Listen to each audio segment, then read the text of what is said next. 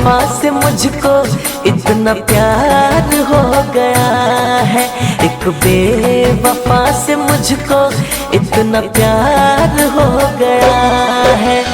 मेरे दिल से पूछो हालत, मेरे दिल से पूछो हालत, बेकार हो गया है। एक बेवफा से मुझको इतना प्यार हो गया है। एक बेवफा से मुझको इतना प्यार हो गया है।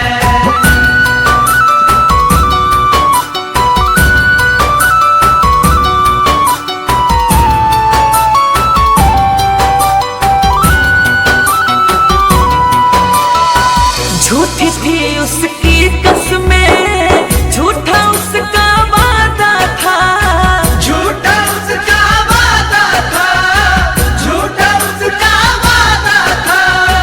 दिल हमारा तोड़ने का उसका तो इरादा था, उसका तो इरादा था, उसका तो इरादा था, उसका तो इरादा था।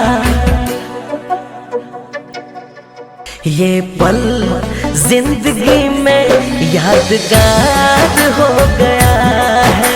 एक बेवफा से मुझको इतना प्यार हो गया है। एक बेवफा से मुझको इतना प्यार हो गया है।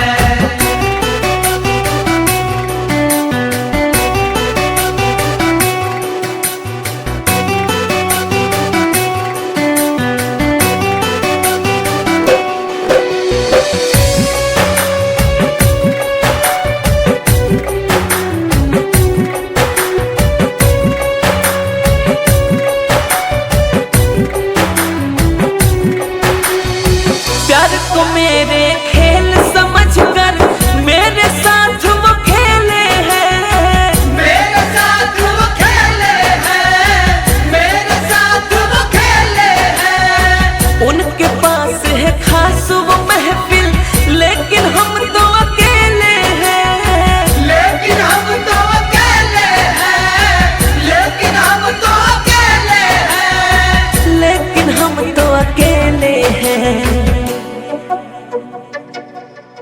उनके ऊपर उनका अधिकार हो गया है।